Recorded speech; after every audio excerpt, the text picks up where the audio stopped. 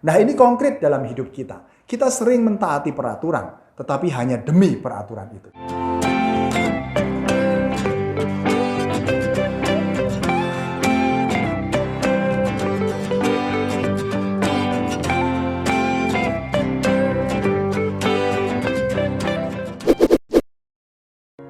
Vivat cor Jesu, percor Mariae.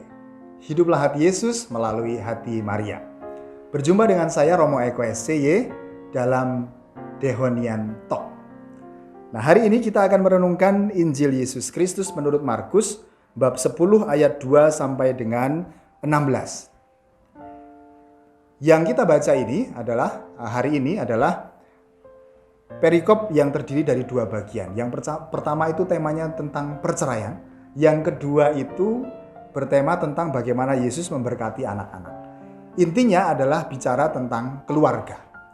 Nah, bicara tentang keluarga ini diawali dengan pertanyaan orang-orang Farisi yang sebenarnya adalah pertanyaan jebakan. Mereka bertanya apakah boleh menceraikan istri. Nah, Yesus tidak langsung menjawab boleh atau tidak boleh. Tetapi dia lalu mengajak melihat bagian-bagian mana yang paling mendasar di dalam hidup orang beriman. Maka Yesus mengajak, mari kita bandingkan. Mana lebih tepat mendahulukan hukum atau mendahulukan kehendak Allah. Hukum Musa itu dan Taurat mengizinkan orang menceraikan istrinya dengan syarat tertentu. Sedangkan kehendak Allah sama sekali tidak mengizinkan perceraian. Maka yang harus dipilih kalau kita ikut kata Yesus adalah mendahulukan kehendak Allah.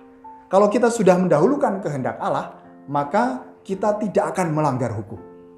Tetapi ketika kita hanya melulu melaksanakan hukum dan peraturan, bisa saja terjadi hukum dan peraturan itu tidak sama dan tidak sesuai dengan kehendak Allah.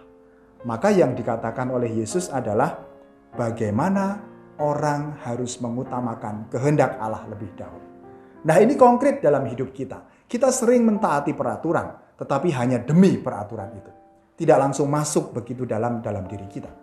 Maka yang patut untuk diperjuangkan pertama-tama oleh orang beriman adalah bagaimana mendengarkan kehendak Allah, lalu melaksanakan kehendak itu. Dengan begitu, maka orang tidak akan ragu-ragu melaksanakan. Dia tidak akan ragu-ragu apakah ini melanggar hukum atau tidak. Karena kriterianya adalah kehendak Allah yang harus diutamakan. Nah, maka mari kita melakukan kehendak Allah itu di dalam hidup kita yang konkret setiap hari. Tuhan memberkati Anda.